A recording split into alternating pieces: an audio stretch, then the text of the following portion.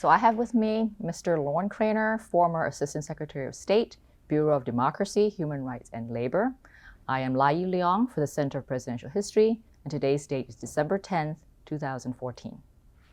So, Mr. Craner, thanks for being here. Thanks for seeing me. Let's start with your background and what you brought to your role in the State Department. I had immediately previously to working in the State Department, worked for a group called the International Republican Institute, which does democracy assistance overseas. And I had been there for 8 years. I think also in my favor was the fact that I had been in government before, that I had worked both at the State Department and the National Security Council, and also on Capitol Hill. So, you'd have to ask Colin Powell why he gave me the job. But I think on paper, at least, those were all things in my favor. What was your mission? What was your task when you got into I asked Secretary Powell when I interviewed with him, it's 20 years from now, they're writing books on this era in the State Department, and they're doing a chapter on human rights and democracy. And he said, I want people to be able to write that we advanced the state of human rights and democracy in as many countries as possible. And so I took that, kind of as my mission. 9/11 focused our minds, I think, in a lot of ways. I don't know if you remember, but the weekend before 9/11, the World Conference Against Racism was going on in Durban. That was my major assignment in the summer of 2001. I came aboard, I think, on June 6th or June 10th of 2001, and that was how I spent my summer. That was a very worthy and important cause, but 9/11 kind of shifted our focus in many, many ways. So let's talk about 9/11 then. Mm-hmm. So just prior to 9/11, what would you say were U.S. foreign policy priorities in East and Southeast Asia? I think to begin with, we had just had the EP3 incident. So as I mentioned, I accompanied Secretary Powell when we went out to China in late July, early August of 2001. He had been instrumental in ensuring the crew's release and the release of the aircraft eventually. But we were in China to try and advance relations at that point. Then, kind of like now, there was a belief among some in DC that China was our inevitable enemy. And that was getting great play, I think, through the first couple of months up till the summer, and certainly aided by the EP3 incident here in D.C. And I think Secretary Powell and Secretary Armitage, who was the deputy, had a different vision of our relationship with China. I think also Secretary Armitage has had a long history in Asia. He had the idea that we ought to strengthen and renew our relations with Japan, with South Korea, and also with India. That was the end of the Clinton administration. They had begun a real revitalization of U.S.-India relations. But I think Powell and Armitage really wanted to take it that much further. So I think those were the main issues. I think there was also an interest. It was just a few years after Suharto had left. Indonesia, as you know much better than I, had always played such an important role diplomatically in the region. And I think they, understanding that Indonesia was very focused inward at the time, Secretary Powell and Secretary Armitage really wanted to see Indonesia begin to emerge as a big player in the Southeast Asia region again. So I think that was kind of the menu of issues. There were other issues, try and move along things in Burma, try and move things along in Cambodia. It was not too many years after we had renewed diplomatic relations with Vietnam. They had both had a history there. In fact, I went on that same trip. Secretary Powell went to Hanoi for a big, I can't remember if it was not an ASEAN meeting. It could have been an APEC meeting, but it was his first time back in Vietnam. And I remember seeing him up in the cockpit of the airplane, landing in Hanoi and remarking how it all looked the same. But I think those, in addition to those larger China, Japan, et cetera issues, they had a great deal of interest in some of the other countries in Southeast Asia. What was your sense of how important Southeast Asia or East Asia was to the U.S. overall, sort of broadly? I think there was a sense at the time that that's where our economic relationships were going. I think the Bush administration had a very fine sense of maintaining relations with Europe, renewing relations with Latin America. He had been a governor in Texas. I just spoke to somebody yesterday who told me they had been in Africa, and he is still so well remembered there, in part because of the PEPFAR program. And obviously we had a lot of attention on the Middle East, a fair amount of attention on Russia. But I think there was a general sense that we needed to move along on relationships in Asia because Asia was becoming more and more economically important to us. The main, and I would say Secretary Powell and Secretary Armitage were the main contributors to implementing that idea, since both had had a fair amount of background, especially rich, out in Asia. Mm-hmm. So when 9/11 happened, what were your first thoughts? Well, it happened that I had an office that looked down the Potomac towards National Airport. And so I was watching, somebody called me, I was watching on TV. A first plane had already gone into the World Trade Center. I was watching on TV when the second one went in. And it became obvious that it was not just an accident, it was a clear blue day up there. And I can't remember the sequence, but I remember seeing the smoke come up by where the helicopter pad is at the Pentagon. And I remember thinking for about a half a second, what a terrible day to have a helicopter accident. And then all of a sudden it struck me what had happened. And my initial reaction was, in the hours afterwards, and even for a day or two, this is going to make it very hard to do human rights and democracy policy.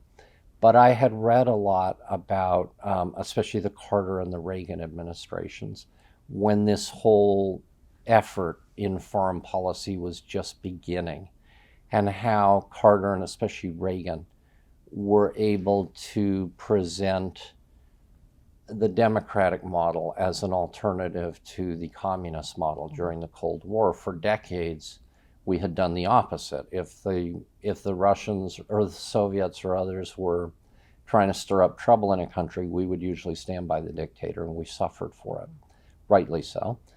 And in the latter part of the Cold War, we understood we ought to put up an alternative.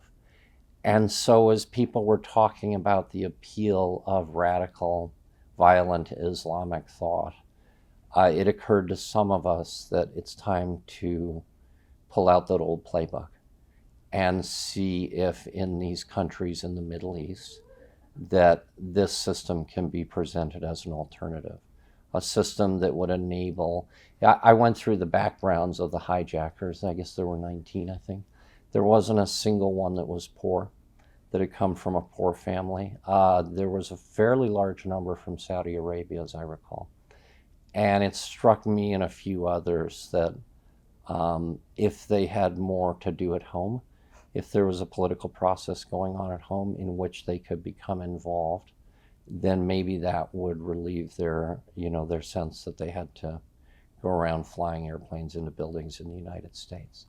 That it was in part, not to justify what they did, but in part it was a frustration with an inability to have a voice in their own societies that had led them to to become adherents to a more radical version of their religion that they shouldn't have become involved with. Mm-hmm. So what specific role in all of that did you see your bureau having?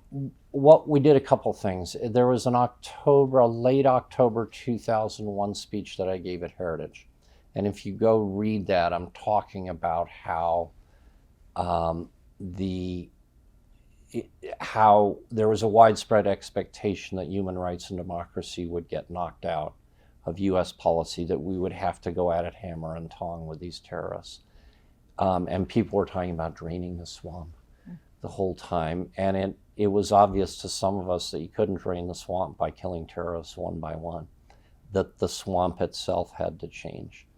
And therefore, it was time for a more open type of society in some of these countries in the Middle East where this had been caused. In addition, On, I think, 9/13, we looked at a map and it was obvious we were not going to Afghanistan through Pakistan, though they later became very helpful, but we were going to have to go through Central Asia. And so I asked my staff to pull out everything, every project, every idea that people had ever had for how to help open things up in Central Asia. So it was that both the Middle East and Central Asia became a big focus. My own personal background maybe led me to continue to be deeply interested in Asia.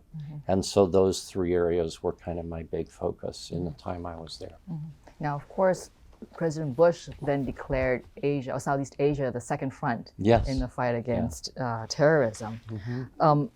So what would you say was the change, if any, in U.S. foreign policy priorities in Asia, East and Southeast Asia after 9/11? I was thinking about this a lot. I was able to traveled with Powell a couple times to China, Powell or Armitage, and I was able to go on a trip with the president.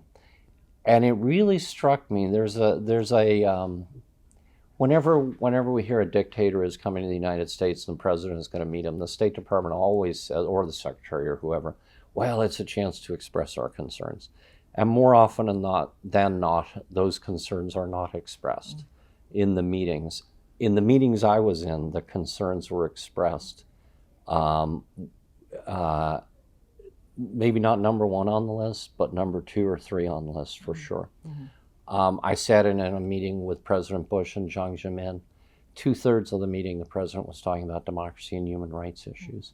Whenever I would travel with Secretary Powell to Asia or Colombia or wherever, it was always very high up on his list. So I think they really did use the increased engagement we had with these countries to raise these issues. I always remember on Central Asia, Secretary Powell, when we were transiting American troops through there, said American troops come with values. And when we were meeting with the leaders of Uzbekistan or Kazakhstan or wherever, it was always high on his list. I was also encouraged. The NGO I had been at before had a $14 million budget. When I got to the State Department, I had a $7 million budget. And I thought, well, that's interesting. Come into the bloated U.S. government and I have half the money I used to. And especially after 9/11, Capitol Hill kept giving my bureau more money because they understood that these human rights issues were important. I think after 3 years, we had $70 million from $7 million when I started.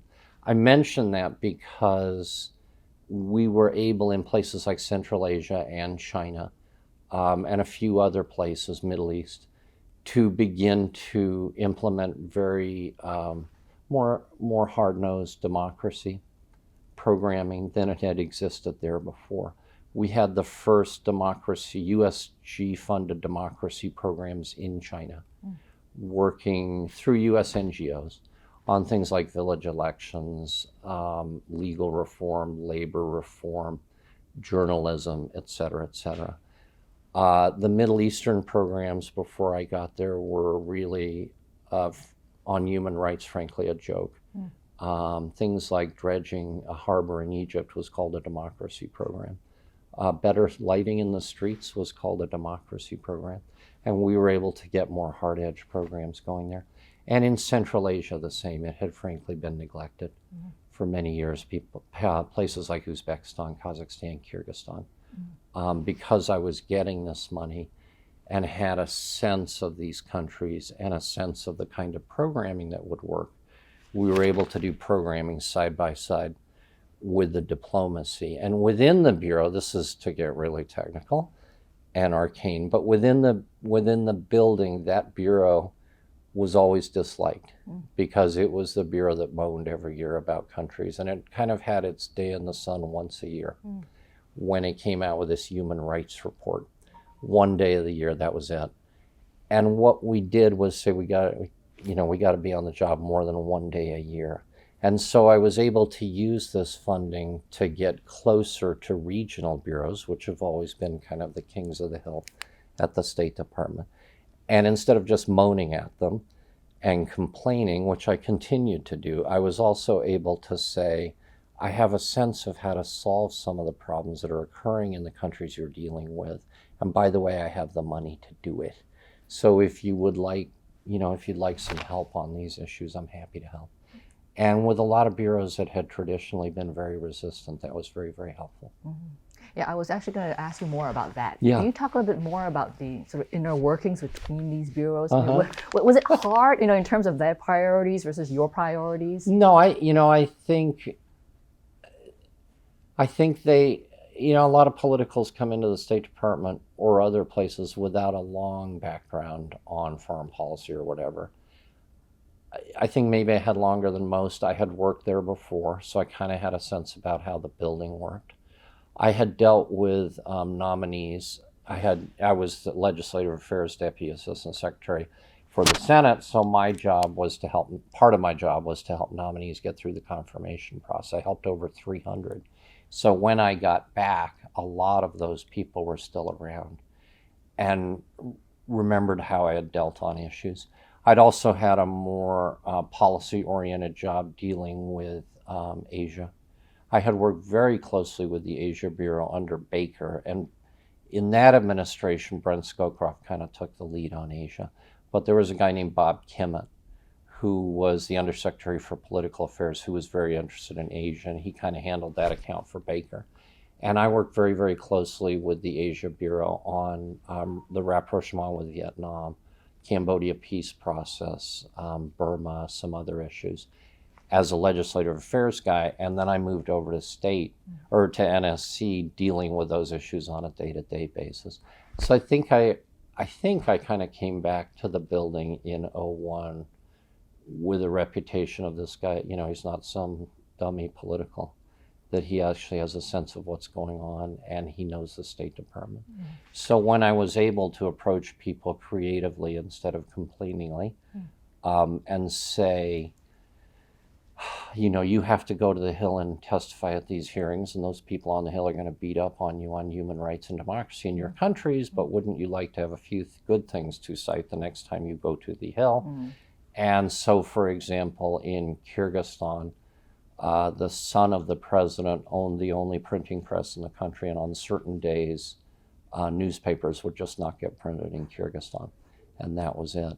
We were able to ship a printing press in from Sweden, overland on rail, and set up a group, Freedom House, to be able to operate the printing press. And from then on, newspapers got printed every day.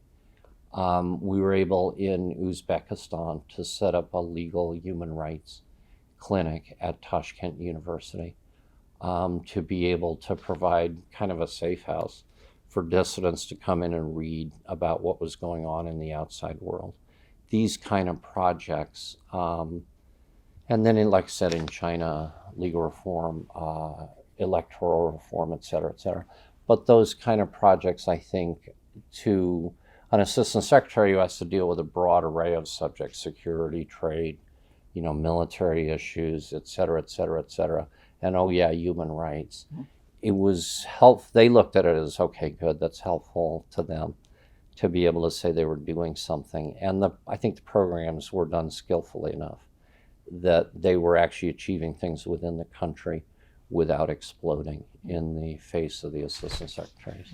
So I think they appreciated that it was creative and effective in a lot of ways. Can you give more examples, especially in Southeast Asia?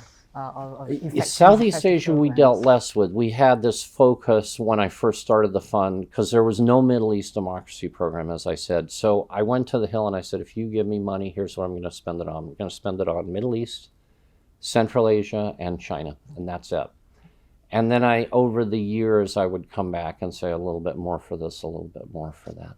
So it was very focused just on those three regions in the beginning. Now I think it's a much more diverse slate of programs. Was there a sense that because... Go ahead. But the point I wanted to make about the fund was not so much, I had this fund, but that it integrated my bureau better into the regional bureaus, which has always been a problem for the DRL bureau at the State Department. They're really disliked. Career guys will not come did not come at that time. When I got there, we had fewer than one applicant for every Foreign Service job. There were something like 7 or 8, or no, there were about a dozen Foreign Service slots in that bureau. And for some of those jobs, we had 0 applicants when I started. By the time I left, partly because we were working very creatively with the bureaus, and so partly it wasn't a hated bureau anymore.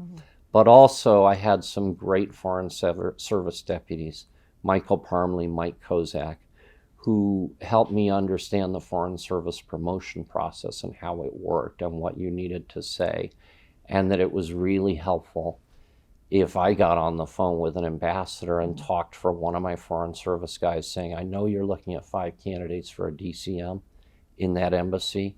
Here's the best one and here's why. And so we quickly started to get this reputation as a bureau that took care of its Foreign Service officers. And again, because we were bringing in more, we had 3 or 4 good applicants for each position by the time I left, which was basically year 4 of my time.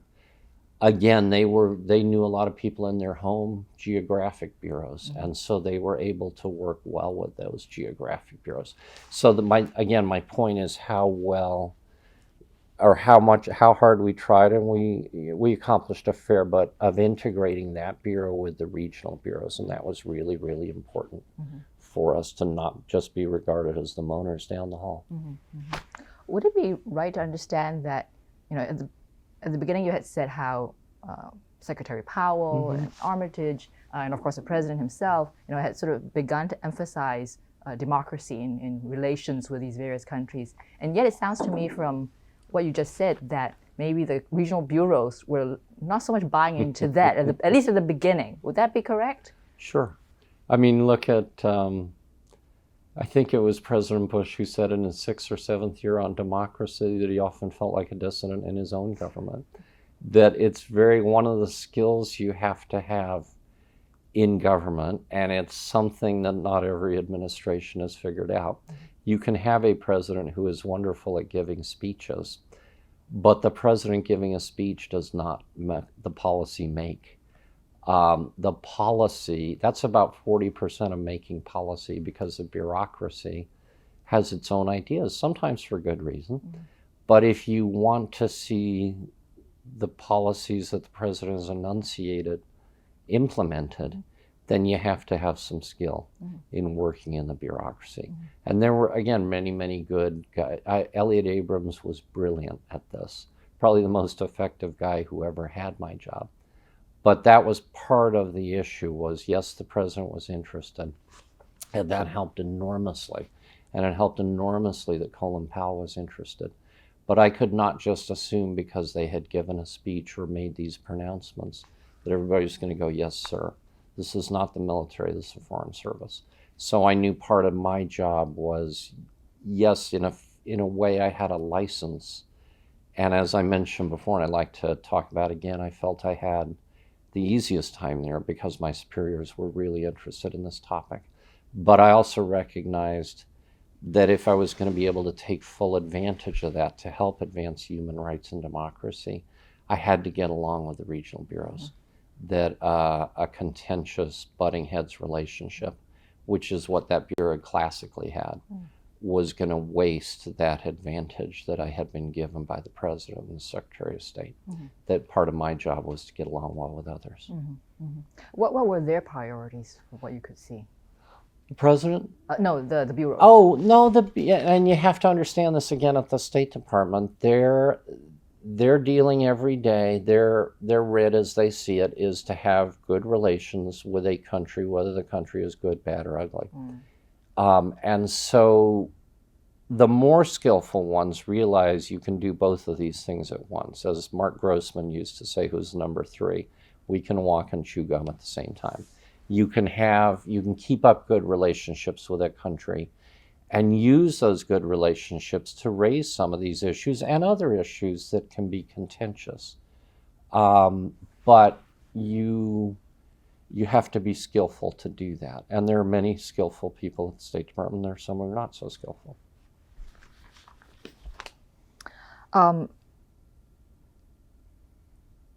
Let's move on to talking about responses of governments Mm-hmm. in the region to what the U.S. was trying to do.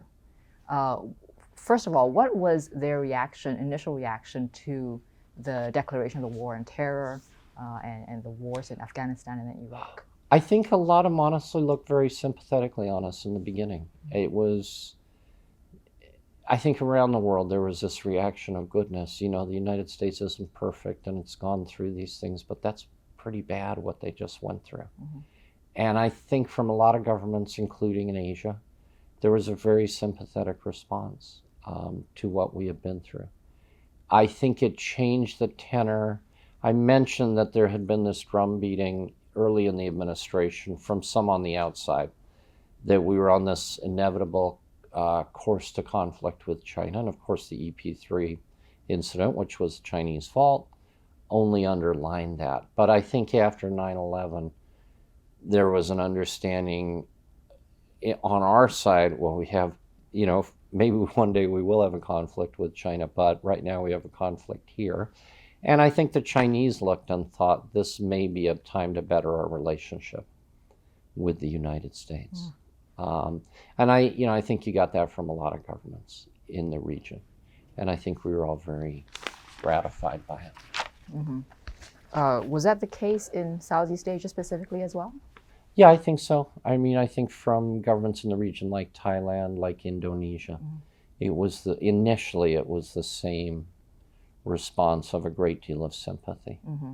I think I remember very early on, we got so many offers of aid from all these countries. Mm-hmm. And I remember being told a few days after 9/11, if you get any offers of aid, we don't need them.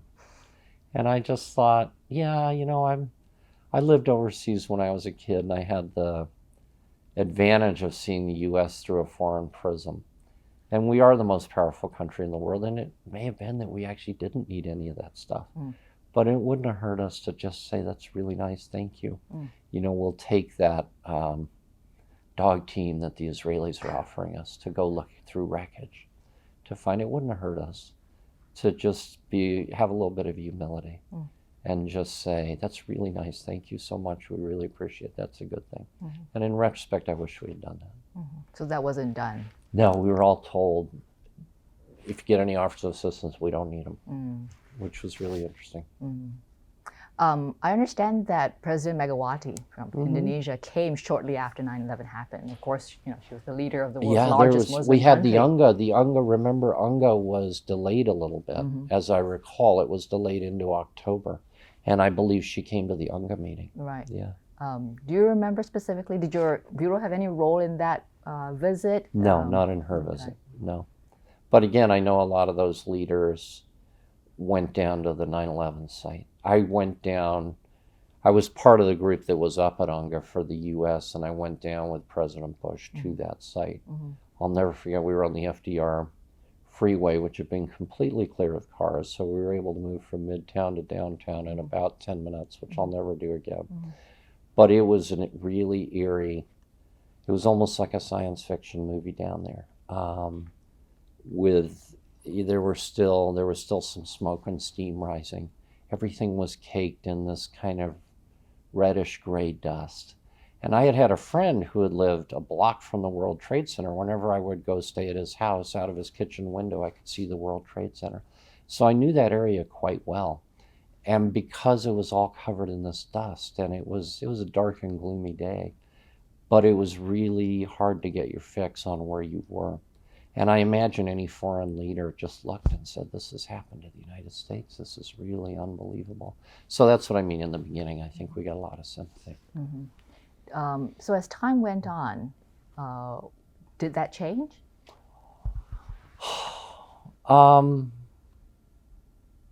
I think there were, I think there were some ways we handled it well, and some ways maybe we didn't handle it well. And I've already mentioned one where I think we didn't. I think we handled it well in that it drew us into much closer conversations with some of these countries, and I think China was one. I think Indonesia was probably another, Thailand, Japan, and others. And because because President and the Secretary of State were interested in these issues, that closeness of engagement enabled us to bring these issues up more. And I mentioned before that I've always thought there was an equation of relations between nations, which I'll explain, that there are quotients for trade and security and human rights if it exists in others. And when a foreign government, or when we are looking at relations with a country, we have to try and figure out what matters to that other country, what matters to us most of all, but what matters to that other country to try and make the relationship better. And when President Bush and Secretary Powell placed a value on this human rights quotient and made the value in the equation higher, then the overseas governments would look and say, okay, how are we going to deal with this issue? If the president is spending, 2/3 or 3/4 of his meeting talking to us about this, and then we get to security issues, what does that tell us about how to have a better set of relationships with the United States? Mm-hmm. How do you think the foreign governments took to that? Because I know for a long time, every time the United States mentions democracy and human rights, Asian leaders will sort of roll their eyes and, oh, there goes the United States again. Did things change? I think they had changed by then for a couple of reasons. When I was at the NSC in 92, 93, there was an Asian way. And, Lee Kuan Yew and others used to say, what is this? We don't need this stuff out here. Yeah, maybe Japan's a democracy, but that's because you occupied it all those years. There's no other democracies out here, so democracy's not an Asian way. I think by 2000, 2001, that was a little harder argument to make when you had, by then, in the intervening years, Mongolia, yes, Japan. Thailand was quite democratic by then. Cambodia had had elections. They were having a harder time by then. Indonesia, Suharto had left. So I think it was becoming harder to say that's a foreign infection of a system that is more natural to us when all of those were homegrown changes. There were none of those, obviously, that the U.S. caused them. So I think it became a little harder to say, what are you talking about? We don't need that kind of thing here. And so I think they were more willing. It was also a period of globalization. If you don't have an open press, if you don't have an open press, you can't report on what's going wrong in a country financially. And so I think people began to understand, at least in some ways, we're going to have to open up this system. I think you see that a lot in China, where they have looked and said our people are beginning to see what goes on the outside. We can keep them happy by having a more prosperous country, but they are getting used to not just looking to the party for solutions. They're looking for more impartial systems. Or they don't want somebody sent down from the provincial capital to run their village. So that's why they started allowing the village elections. That's why they began to set up court systems in the urban areas. That's why freedom of the press, to a certain extent, became more possible in the 1990s. I think the Chinese looked before that and said, if the party's going to survive, we need to start opening up the system a little bit. Other governments, like the Vietnamese, I think, said, if the party's going to survive, we don't need to open the system. But I think the Chinese and others have understood that in today's world, where you can no longer shelter your people, unless you're North Korea, from what is going on in the outside world, people want a little more openness, a little more, maybe not democracy, but more dignity and justice and respect for what they do, in their lives. And so I think a lot of governments are trying to figure out how to enable their people to feel that they have more dignity and justice and respect from the government. And in terms of the role that you and your bureau played, was it mostly with the governments themselves, or was it more with the NGOs and civil society groups? Both. I mean, it was, one of the things I had learned was you don't get to work in another country unless the government of the country is okay with that. The more authoritarian the system, the more true that is. So part of it was talking to a government about the advantages to them of having a more open system. And the president and secretary would have done that. So by the time I got in the room, it was more about, okay, how do, I do want to advance things a little bit in this country. Give me some ideas of how I can do that. One of the things I used to tell countries was, we're not really concerned by how open you are today or a week from now or a year from now or 5 years from now. It's not about where you started in this process, but it's about whether your country is becoming more open. And ultimately, that's going to be to your benefit, both in terms of trade, attracting foreign. It's going to be very hard to attract foreign investment if companies feel that your judicial system is completely corrupt. So at least in the commercial law sector, why don't you start making some reforms?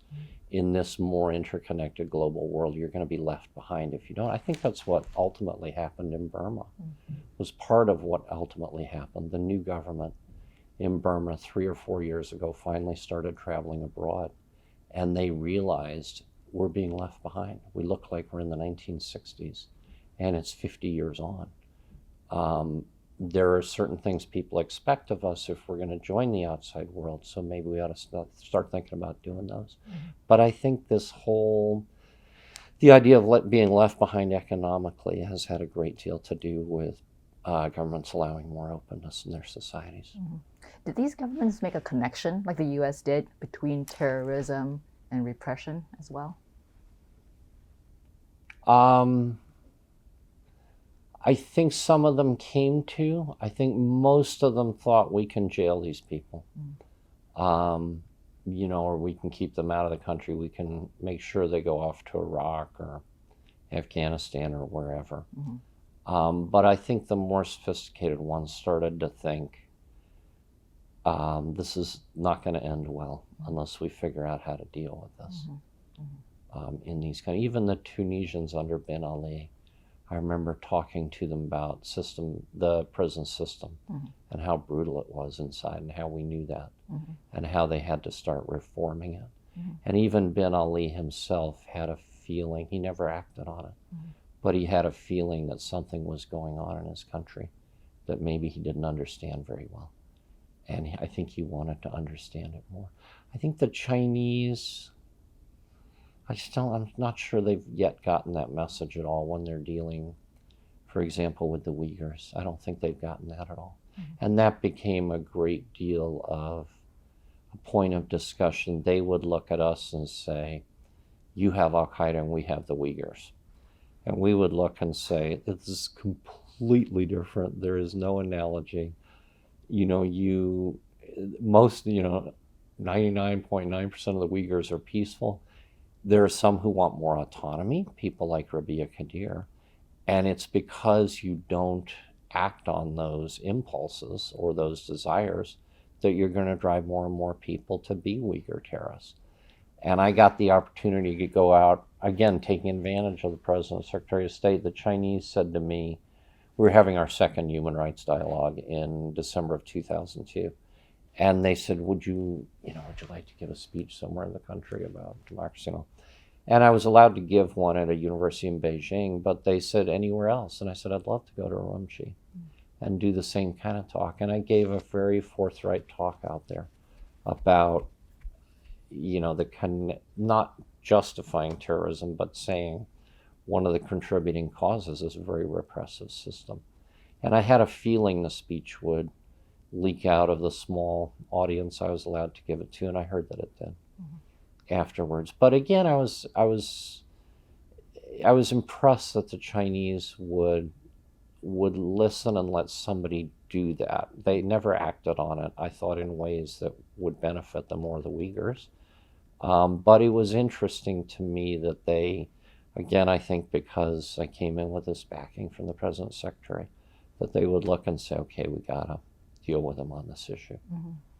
What about in Southeast Asia, which was, of course, the second front of the war against terror? I think in Vietnam, there was some help. I think the Vietnamese have a very different take on what they're going to have to do to survive, and I think that continues to this day.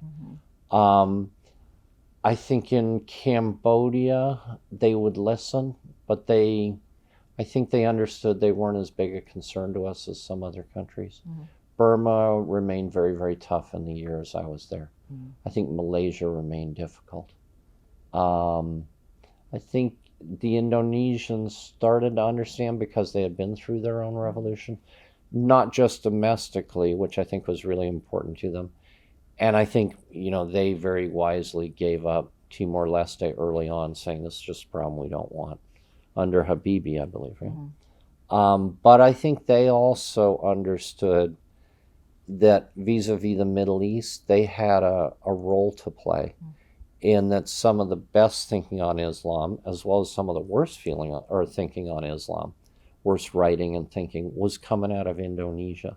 But they had some very, very thoughtful people writing and talking about the relationship between Islam and democracy and how it was very, very compatible. And they were showing it in Indonesia. I think some Arabs looked and thought, yes, you may be Muslim, but you're Asian, so. But I know there were a lot of people in the Gulf and in Northern Africa who are very interested in hearing from the Indonesians in helping them think through this theoretical construct of how is this all compatible with the Quran. So the Indonesians, I thought, were very, very helpful at that point on those issues. Did you get a sense, though, that as a whole, as a region, that the Southeast Asians ended up sort of focusing on terrorism as a security issue as opposed to a political issue? Yeah, I think that was true in Indonesia internally. It did raise the profile, or whether validly or not, change the profile of some of the groups in the region. I had traveled in Thailand in 1988 when there was a restless Muslim population down south. In that era, the restless Muslim population down south became a security threat all of a sudden. I worked for a guy at the NSC, Doug Paul, who had spent time working on the Muslim groups, some of them armed in Mindanao and elsewhere. They became they were seen as a much bigger threat after 9/11. Whether or not that was true, I don't know. And I have already mentioned how the Chinese tried to convince us that the Uyghurs were just like the Al-Qaeda in their country. Right. They were able.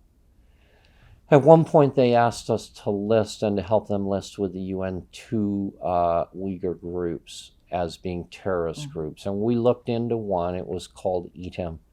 And we found, and we had kind of seen their product in Afghanistan and elsewhere, that these people were an issue. They were Uyghurs and they were an issue. There was another group, and I don't remember the name of it, that they asked us to list. And we looked into that and we went back and said, these guys have not existed really since the mid-1990s. What are you doing trying to get us to list them? And the Chinese hemmed and hawed, and we said, come on, we're not playing this game. Well, we agree with you on ETIM, but we're not going to list groups out of thin air. And what about in Southeast Asia? Did any of the governments come to you and say, hey, stop talking to us about human rights, because obviously we've got a terror issue on our hands? No, I think, again, I think they saw it as a security issue. But I think especially in Indonesia and the Philippines, I forgot to mention the Philippines among the democratic countries of the region, having been through that democratic transition, they did not just look at people who had complaints, who were armed, but they didn't just look at them as a security issue. They looked and thought, there's got to be something here. We need to fight these people and we need to take them down. But there's got to be some root cause behind this, and let's maybe start working on some of the root causes as well as, sending our military after them, which I think is a wise approach on both fronts. Right. Now, at the end of 2003, yes, the Abu Ghraib scandal broke out. How did that affect your work? Well, I've often reflected on this. There were a couple ways to look at it, and I'll look at how I looked at Abu Ghraib first, and then I'll tell you how other governments looked at it and how I dealt with that. Absolutely.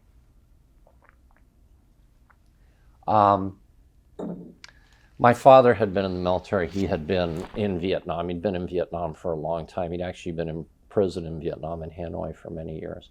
So I just kind of looked at this and I was horrified, thinking, we spent all those years complaining about how my dad and others were treated in Hanoi. And now here we are, these idiots are doing the same kind of thing in Abu Ghraib, humiliating and torturing these people. So, I just kind of looked at it and I was just horrified. And I was doing the human rights report, or the human rights account at the State Department. And we actually delayed that year the issuance of the human rights report because we were supposed to put it out within days of this scandal breaking. And Armitage, I said, I'm happy to do this. If you want me to go out there, I can make the argument that this is an aberration in our system, and in their systems it's institutionalized. But he said, really don't go out there. And so I think we delayed it 3 or 4 weeks or something like that. I then got some of my, got people who I was friendly with because I'd known them for a while, and I will not name the countries, but people who we had an intensive conversation with on human rights and democracy coming by, or I would travel overseas, and they would say, well, Lorne, you talked about our prisons all those years, but look at this. And I think for a lot of people, it would be very easy to say, you're right, we have so many problems in our country. But it's a way that the countries like that try to take advantage of the problems we have here, and we do have a lot of problems here. And so I decided not to put up with it. And so to those countries, I would say, look, this was a disgrace. It's absolutely horrible. It's a terrible thing my country did. But my defense minister was just raked over the coals for 2 days on Capitol Hill. It's all over the newspapers what's going on. There's going to be investigations into it by the judicial system of the military and probably the civilian judicial system. And I would look at them and I would say, in your country, this stuff's been going on for decades. Your leaders know about it. They sanction it. There's no press to talk about it. There's no judiciary to get this fixed. So I said, we've made big mistakes, but the point I want to make to you is we make mistakes in America. In a democracy or an election does not mean perfection. You can elect bad people and you can have bad things happen in a democracy, but in a democracy you have the institutions that sooner or later, when these excesses, terrible things happen, will right things. And you just saw the release of this report yesterday. That will contribute to the righting of what happened back then. So that was the point I made, and they never brought it up again. I know other diplomats, I've heard of even my successors who have gotten trapped in that conundrum that other countries try and set up. And I may have conveyed less shame than I felt at my country having done this when I threw it back to them. But I didn't hear about it again. And so we got over it very, very quickly. And we were able to resume talking about things normally. Mm-hmm. And just for the record, because this is going to be going down to the archives, you're talking about the Senate Intelligence Report. Yeah, and I think think it was released December 9th, 2014. Yeah, and I think I think that report could have been done differently. I've worked on the Hill. It would have been much better if it had been a bipartisan report, and I've seen the responses. The responses focusing on the security gains that we made from doing what we did, but not focusing on whether or not we should have done it, period. Mm-hmm. And this is what I mean by in a democracy, the argument can go back and forth to try to right these wrongs. Mm-hmm. In a North Korea, in a China, in an Uzbekistan, in Zimbabwe, in a Cuba, there's no institutions to help right excesses or things that have gone wrong. Mm-hmm. And that was what I said to others was the beauty of the American system. Mm-hmm. How did that affect U.S. prestige nonetheless? Oh, I think it hurt. I think it hurt us. I think it hurt us just the same way interning Japanese in World War II did, or Woodrow Wilson with his sedition laws in the early part of the century did. It certainly doesn't add to our reputation around the world. Having said that, people said to me afterwards, well, did dissidents say they didn't want your help because of Abu Ghraib? And as terrible as it was, I had dissidents say to me, this was really bad what you did at Abu Ghraib, really bad. But they said, you've done dumb things before. Watergate was stupid. CIA scandal, stupid. Monica Lewinsky, dumb. There's these things that keep happening in American history. But again, the point is you always have the institutions to right them. I was still working at my NGO right after the 2000 election. And reporters would come to me and say, ha, ha, ha, you're teaching about political parties and elections and all this stuff abroad. And here we have a hung election that we can't decide. And I called some of my friends overseas and said, what do you think of this? And they said, we're not used to this from America where, there's this kind of hung election and it's going back and forth. But almost to a person, they said, why aren't there tanks out on the streets of Washington? Why isn't the White House surrounded by the army? Why isn't there the threat of a coup? How did this end up in the judicial system of your country? They said, in my country, none of these things would happen. So yeah, America disappoints people every so often, but they do look overseas and think, as dumb as they're being in America, at least they have the systems and the institutions to eventually right these wrongs. We went through all of that when I was very young in the civil rights movement. And they would often refer to that, how miserably when I was a kid, we treated African Americans in this country, and it's still not a perfect system. But in one lifetime, they would marvel to me. In one lifetime, we had gone from, Colin Powell has to sit at the back of the bus to Colin Powell's the chairman of the Joint Chiefs, NSC advisor, and Secretary of State. And then you get a woman who's a black Secretary of State, and you finish it off with a black man being your president, all in 50 years. And so I would, one of the things I would say to them is, we make mistakes in America, but learn from our mistakes, don't repeat them.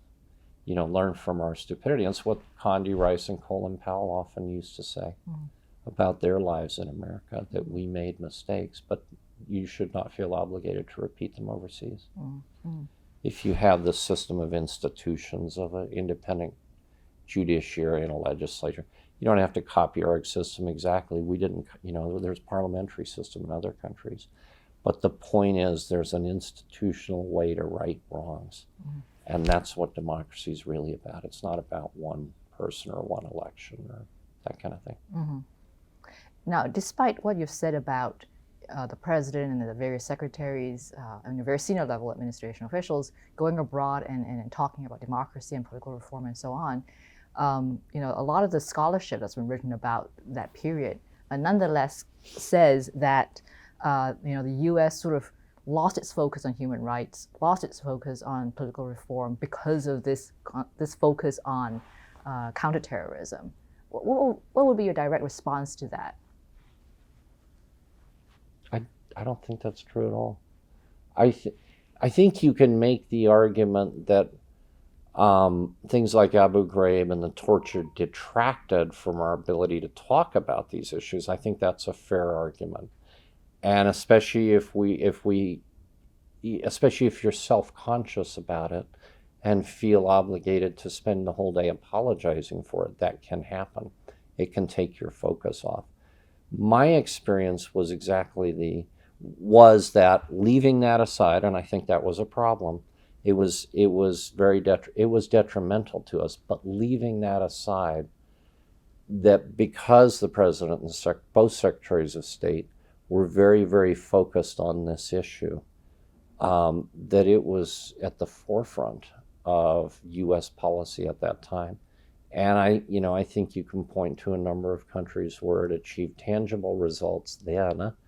And I think there's many more countries where people are going to look back and say, the ice started to crack in my country in that era. things began to change in my country in that era. And it may be 5 or 10 or 20 years from now that they finally crack. But that's when things started to change. We can go through a list of countries where I think that's true. But I would argue very much for that. Again, I think it's very fair to say you detracted from it by some of your acts in those years. But it's completely wrong to say you didn't push the ball down the field. I guess one example, and I don't know whether you can go ahead. speak specifically to that, but one example, that's often mentioned is Malaysia. So for a long time, relations with Malaysia were iffy because of the whole Anwar Ibrahim problem. And in fact, around 2000, they were considered have been quite tense. And then 2001, and then 9/11 happened, and things improved. And there was a sense, at least among observers of that region, who say, "Oh well, it's because the United States decided that fighting terrorism was just more important now." But how are the Malaysians helping us with fighting terrorism? I think you can make the argument that some countries we just neglected it with. We just neglected to address these issues with, and we didn't address them in the way we should have. But I don't think you can blame that on the war on terror. In most of the countries, again, even in the Middle East, in a place like Saudi Arabia that was clearly helping us on the war on terror. I know the President Secretary of State addressed it. I was the first person with my title to go there. I was able to meet with dissidents in Saudi Arabia that had never been met with before. Across the region, Tunisia, Algeria, Egypt. I think to a degree Lebanon. We were very forthright on these issues. Some of them have backtracked since, I will say that. But some of them, I will also say, I've been back to many of those countries since the Bush administration. And I had one dissident tell me, I was talking to him on the phone and I said, he was in a country that just undergone a revolution. I said, what are you doing these days? He said, well, at the moment I'm going out to my trash can. And I said, well, what are you doing going out to your trash can? He said, I'm getting that picture of President Bush that I threw in there years ago. He said, I think he had something to do with what's going on in my country right now. This was, years after Bush had left, but he said he was the first president to talk about democracy in the Middle East and a lot of other countries. And I think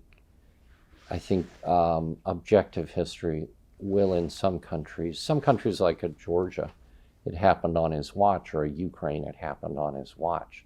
But other countries, I think people will look back and say that was the first time my country had been talked to forthrightly, and that was the beginning of the ice cracking. And now, lo, these years later, things are starting to move in my country. Some critics would say, the U.S. had a very simplistic view of Islam and Muslim militants worldwide. So all Muslim militants, all Muslim separatists, whether you're in Thailand or Indonesia or in the Middle East, you're all kind of lumped together. Would you say that would be correct? Yeah, to an extent, yeah. I think I dealt with this issue with Hizb ut-Tahrir in Uzbekistan. I'm not an Islamic scholar. I'm not I studied Asia, I studied China, I studied Mandarin when I was in college. I didn't study the Middle East or Islam. Is Hizb ut-Tahrir a terrorist group or not? And I think other countries have wrestled with this issue too. I looked initially and said it's a peaceful group. They don't advocate violence. They're very pious, and they're very dedicated Muslims, but that doesn't make them radicals. Then you start looking into it. Well, if you look, a lot of people graduate from HT to hardcore groups. So, some people said HT is a conveyor belt for radical Muslims. Is that true or not? These are really hard judgment calls. Again, I think some governments tried to persuade us in the aftermath of 9/11 that, restless area we've had is suddenly a nest of Al-Qaeda. And you need to help us with it. And I think sometimes we believe that, whereas we shouldn't have. But, I dealt with these dilemmas. Like I said, I spent a lot of time on Central Asia, especially Uzbekistan. And I can see how some of these things are judgment calls, and some of these judgments are hard to make, especially if you don't have the deep background. The guy who was the ambassador at the time, John Herbst, I have a huge amount of respect for, and he went on to have a brilliant career elsewhere. Very, very thoughtful guy. And he and I, at least initially, and I keep coming back to this example because I think it's a good one of the dilemmas that you have in trying to figure these things out. But it is tough. And I think sometimes, yeah, we overextended ourselves. Was there a sense of debate within the department about this sort of thing? Yeah, very much. Very much. And there were people who had dealt with these issues over the years on both sides of the debate, of the discussion, who were saying, yeah, for years it was a quiet, restless area, but Al-Qaeda's moved in. And if we don't get on it, then Al-Qaeda is going to start to breed there. You know, they're not stupid. Of course they're moving into these areas and trying to take advantage. And some of these groups, they'll get some resonance, and others they won't. But yeah, I remember lively debates on these issues. Did you get a sense of the Department of Defense having a very different view from the State Department? No, I think they were having the same debates over there to the extent, you know, I was read into that. You know, when you're trying to engage in these discussions, you are trying to see, you know, you do get different opinions from different areas. I was not deeply engaged on the detainee issues. The secretary made very clear early on he wanted lawyers, and I was the first non-lawyer to have my job. But he wanted Will Taft and Pierre Prosper. Will was the legal counsel at the State Department, legal advisor, and Pierre Prosper was the war crimes guy. But I said, anytime I can help. So we actually had a big issue like this with the Uyghurs. The Defense Department wanted to ship back 23 Uyghurs to China. And I was horrified, and I went to Armitage and others and said, and the Chinese, of course, had assured us they would do nothing to these people. And I said, look, you know, the guy I've been dealing with in China, I have a great deal of respect for. He's a very good representative of his country, but he's always been straight up with me. But I said, it's not his decision what's going to happen to these people. And I said, if you send these people back, we'll never hear from them again. And so I got to read the files of all of the people. And there were, you know, this again gets into the debate on these issues. There were some where I looked and thought, what are these people doing in Guantanamo? These are kids who got mixed up. It's like being in a gang in LA. If you say to a 17 or a 16 or an 18-year-old, hey, you want to play with a gun and have some fun? Of course they're going to say, yeah, sure. There were others among the 23 who were hardened terrorists who, you know, deserve to be in Guantanamo for sure. And then you start debating what's going to happen to these people. What are we going to do with them? How are we going to hold them at Guantanamo forever?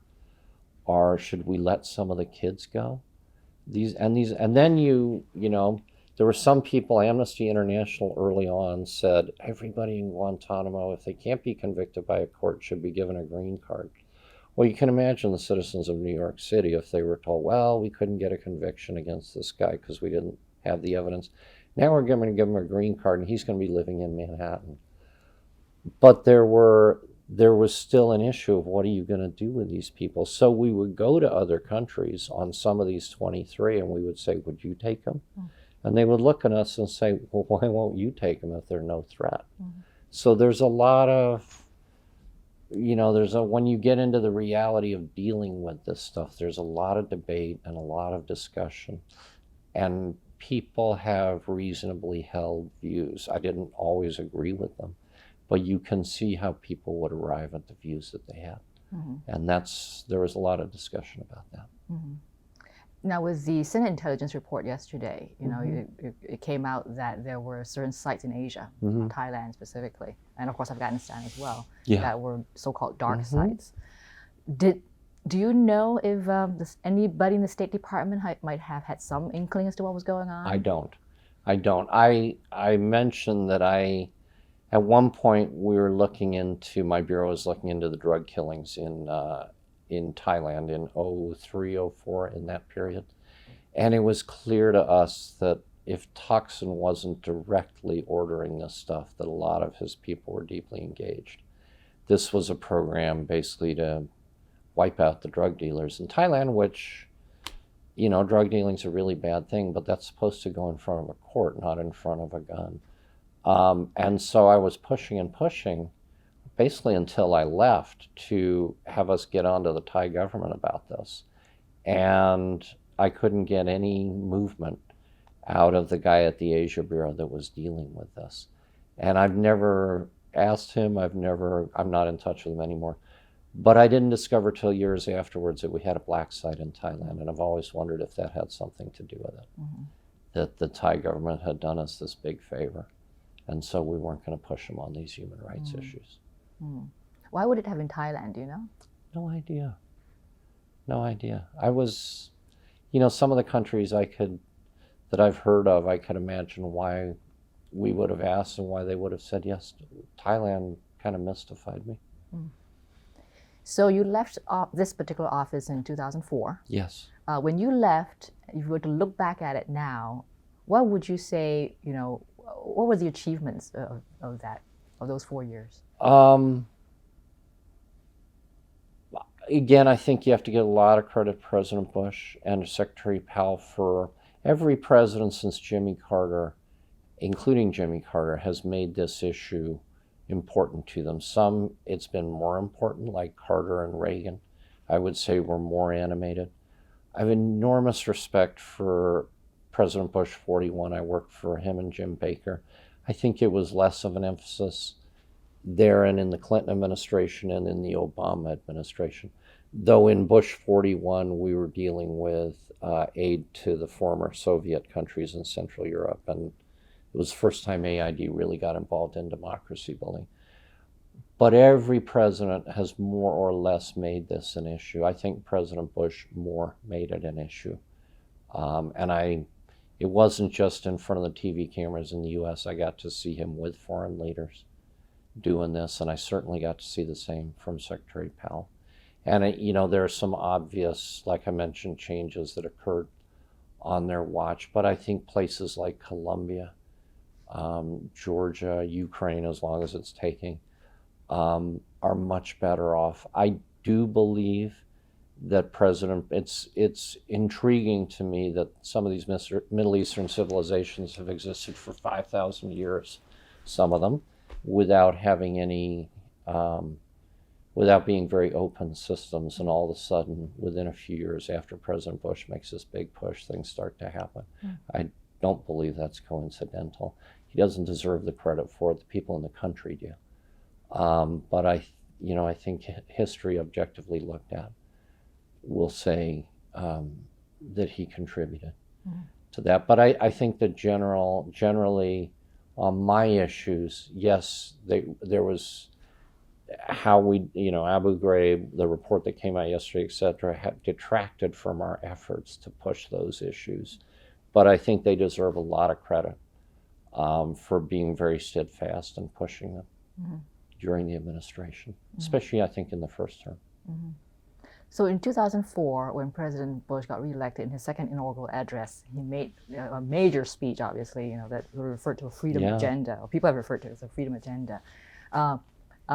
And you at that time returned to the IRI, the International Republican Institute. So from that vantage point, what did you see happening in his second term that might be of interest?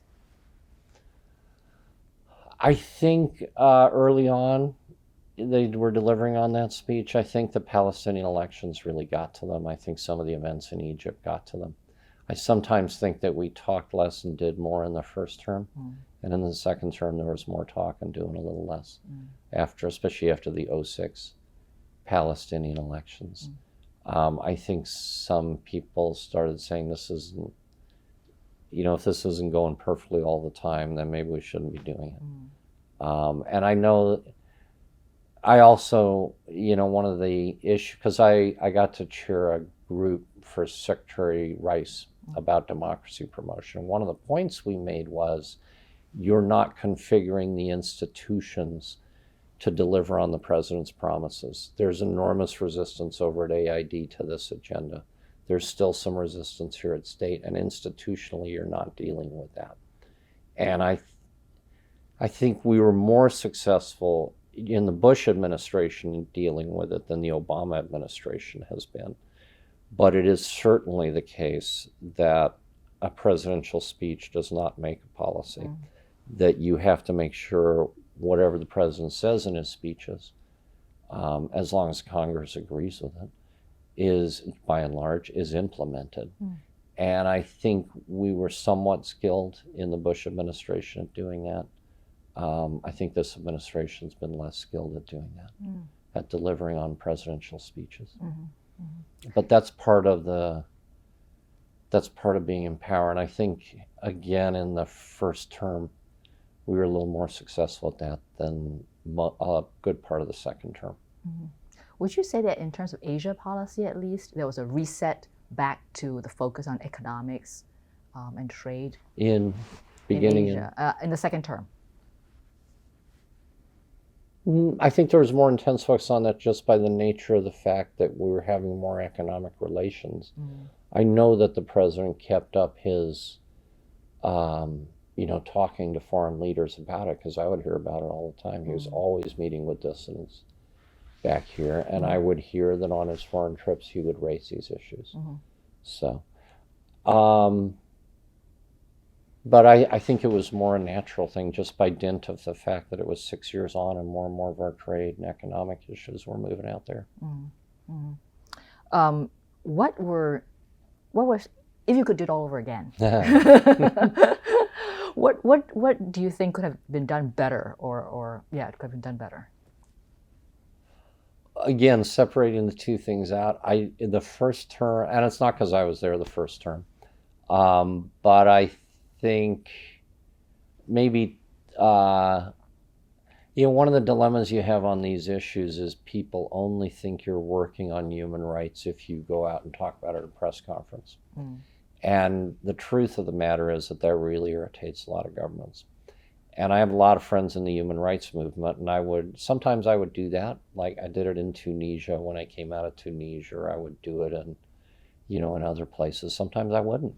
And they would say to us, why are you doing it differently? Say to me, why are you doing it differently? And I would say, because sometimes if I don't shame them, but I talk to them in private, I can get things done. And I said, this job is about results. It's not about making me look good or feel good in front of the press. And I think we did a lot more of that in the first term. And we, again, talked about it more in the second term and maybe did a little less. I would say it would have been helpful to change some of the institutional framework at State Department and AID to deliver better on the president's promises. I forgot to mention at one point, I think it was in 2007, he complained during a conference in Prague that he felt like a dissident in his own government. Remember that? Right. Yeah. And I think that came from not, revamping some of the institutions to better deliver on his promises. But I gotta say, again, you have to look at the issues that have just come out at Abu Ghraib. That, in the popular mind, detracted from our efforts. I did not let it detract from the efforts I was making. As I said, I was very straight up with my foreign, the people I would have to interact with. I wish we could redo that for sure. Because I think that did detract in the popular mind. At least vis-a-vis my issue. I think it was unhelpful. You can, again, Abu Ghraib, I don't think you can get any argument on. There will continue to be argument on enhanced interrogation techniques or torture, whatever you want to call it, about the value of that to our security. But from my very narrow perspective, that was not helpful. In terms of implications for the Obama presidency that came after, what were the implications? it was really interesting watching them early on, and very frustrating to some of my friends in the Obama administration, of whom a number are very dedicated on these issues. A lot of the Obama people came in and said, democracy, human rights, Bush issue, we're not dealing with it. They failed to notice that it had been there since Carter through Clinton. And so it was I think they looked and said, we're not dealing with this stuff. And I remember early on being in a meeting with a very high, not the president, but a very high administration official, and he was reading off cards about how much they cared about human rights and democracy. And I said, nobody believes you. I said, over at AID, they're under their desks. And over at the State Department, nobody cares about these issues anymore because you guys don't care about them here at the White House. And the guy who had arranged the meeting, who I'd known for a long time, got really mad at me. And he said, how dare you say that? The president just gave a speech on these issues. And I said, you know what? That's your guys' problem, is you think when the president makes a speech. I said, you guys don't do any follow-up. And afterwards, I had 3 Obama people come up to me and say, thank you so much for saying all that. What you said to this high-ranking official and to my friend, we've been telling them that for months and they won't listen. I think the Obama administration had a very, very hard time dealing with this issue early on. Fortunately, it was not Republicans that criticized them for having trouble. It was the Washington Post, it was the New Republic, it was even the New York Times on one of the president's China trips.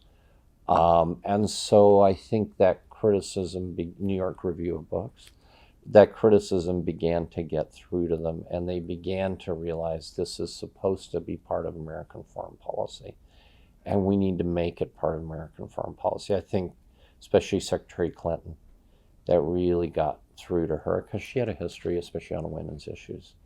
But I think early on they had a very hard time dealing with it, in Iran, especially in that summer after he came to power. I think very difficult time in the Arab Spring. The president was going out every time Mubarak would make a statement, the president would come out. Right. It's not the way you do things as a president.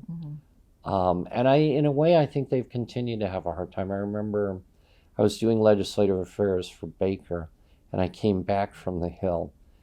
And my boss and I, the Assistant Secretary for Legislative Affairs, had just been up there, and people were saying, this whole business about giving money to Central Europe and the former Soviet, forget it. We've been at this Cold War for 50 years, 45 years, whatever. This is a peace dividend. We're spending this money at home. And some of Baker's senior people were in the hallway, and we were chatting with them. And they said, that is not going to happen. We are going to find the votes on the Hill. This is a once-in-a-lifetime opportunity to help change these societies, and they're going to have to do it themselves, but to the extent we can help them, we're going to help them. I didn't see any of that. A little bit in Egypt, but I saw none of that in the Arab Spring. And to this day, some of my very close Democratic friends say it's been neglectful, what we've done in the Middle East in a once-in-a-lifetime opportunity, that we're still being so parsimonious with places like Tunisia, that Libya, really, the president deserves credit on Libya for intervening there. I think he did the right thing at the time, but there was no follow-up at all. Even in Burma, clearly an achievement for the president, for the Secretary of State. They deserve huge credit when a lot of people were very skeptical, including myself in the very beginning, about what could be achieved. But there was very little follow-up once things started moving, monetarily in some cases diplomacy. And I would contrast that certainly with, we didn't have that kind of huge earth-shaking event in the Bush 43, but we had it in Bush 41 and 41, and Baker knew how to deal with it. What would you like to have seen when you say follow-up? What specific action? I think in places like Tunisia and Libya, I think the U.S. should not have been all our money. We should have gone to some countries in the Gulf and said, look, we know you're a little bit uptight about this because you think it gives room to the Brotherhood and you got along well with bin Ali. and with, some days with Gaddafi. And we should have gone to the Europeans and said, this is your backyard. We think a lot about Mexico and Central America. We know you think a lot about North Africa, and you should be really engaged down there. And we should, all three of us, make this a common project to make sure these countries go well and they don't regress, and they're not a threat to their neighbors, and they don't fall into armed conflict. And it doesn't mean every time you spend money in a country you're able to solve the problem. And you also have to have a very un-American virtue called patience. When you do these things, that it's not $100 million in 3 years and mixed vigorously and everything turns out great, that it can take a generation or two even. And that's what we've seen in Central Europe. I often used to say, people got very frustrated with the Arab Spring after a few months, and I would say, good Lord, how long did it take us here between the Declaration of Independence and a real constitution? And I said, even in Central Europe, it was 7 years. In Bulgaria and Romania, it was 9 years. In Slovakia, and 10 years after the fall of the wall, we were bombing the Serbs.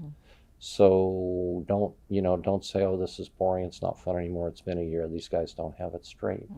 You have to have patience, but you also have to be engaged. And I think we've had a lack of engagement on these issues in that region. I just think it's a real shame. It's a once-in-a-lifetime opportunity. It's not over yet, but it's a once-in-a-lifetime opportunity to help make things go right in these countries. And in terms of Asia, of course, Obama has been trying forever to achieve an Asian pivot, and has tried several times, and he keeps getting distracted. Do you feel that democracy-building efforts there are also lagging because of that? What I hear is that there's no funding for it out in Asia. And I do think if it were a real pivot and countries in the region saw it as a real pivot, and we asked things of them on human rights and democracy, that they would be very interested in delivering. But if they don't think it's a real pivot and we're not asking, it's not right, but it's very easy to see how the government in Hanoi would say, we don't have to listen to this. They're not delivering on their pivot to Asia. And incidentally, they're not even asking us about this stuff. You can see how, again, this idea of increased engagement leading to talking about issues we care about. If there's no increased engagement and we're not asking, then it's hard, it's not hard to see how things would be different. I will say that all with one exception, which I think is China. I had a very good relationship with my Chinese counterpart. Like I said, he was very skillful, served his country very, very well. He was very creative. He left at about the same time I left. And I have, people have often said to me, you had the best record with the Chinese. And I've said to them, it was a very, very different time dealing with China. That China started to, feel its oats and get a little more assertive and bellicose even around the 03, 04, 05 time period. And it's gotten much more so since. And so I think on that account, that's a whole different issue, dealing with China on these issues. It's much tougher than it used to be. But I think with the Cambodias and the Burmas and other countries, if they see us being serious about engaging and we ask, it will find fertile ground. Why do you think China became more bellicose? At the beginning, you suggested that they were actually quite open to this engagement with President Bush. Yeah, they were. I just think as they became more powerful economically and started to be reflected in their military. You don't think China's more bellicose than they were 10 years ago? Oh, I think that's the consensus. Yeah, exactly. A lot of my Chinese friends said, don't worry, we grew up in the Cultural Revolution, the Great Leap Forward. We know how bad things can be. We know how far things have come, and we know why. Because there's been a Pacific international environment for us to be able to make that happen in. But a lot of my Chinese friends say you need to worry about the generation that's behind us, the kids who grew up, who didn't go through the Cultural Revolution, the Great Leap Forward, who are a little more we're used to things being okay in China. They didn't go from the mouse suits and no food days to where they are now. They went from the, we have enough to feed us, and we may not, we may have a motorcycle, not a bicycle, and by the way, we have a TV, to where we are now. And that's a much different life experience as a child.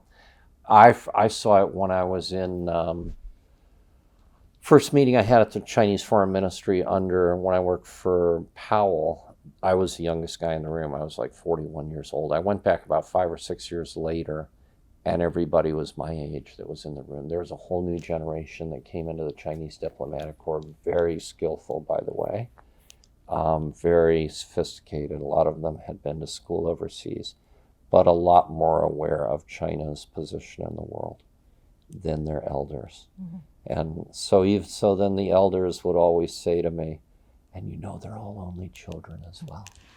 They said, you know how only children are? And they would say there are some people in the security services and some in the military who were banging the drum on these issues. So I just think it's a different environment for Chinese leaders to maneuver in. I always remember, at the end of the day, the Chinese leadership is perfectly capable of doing whatever it wants to do and needs to do at home domestically, but they pay attention to their street. They have the political parameters that they can operate in, unless they choose to get really tough, are a little narrower than they used to be. So it sounds to me like you're saying that what we're seeing in China today really is a function of domestic factors, not so much, because some critics say, oh, it's because Bush, didn't push political reform enough. If he had been stronger in pushing political reform, No, I think I will say, what I think is happening inside China is, I heard a story last night. Joe Biden was telling a story. I was at a dinner. And he said that he'd stopped recently to see Lee Kuan Yew. And never was there a wiser man about Asia than Lee Kuan Yew. And he said he's getting old and he's getting kind of frail. But he said, we were talking about the Chinese, this Biden talking. And he said, I asked him, what are the Chinese doing right now? And Lee Kuan Yew said, they're in your country trying to figure out how you keep reinventing yourselves. And I think this is, we see from the outside a kind of assertive, maybe even bellicose China. But I think the Chinese look, and they look outside and say, yeah, we're going to be assertive and bellicose. But their real worry is about the inside. And I think they worry far more about their domestic situation than we realize that they do.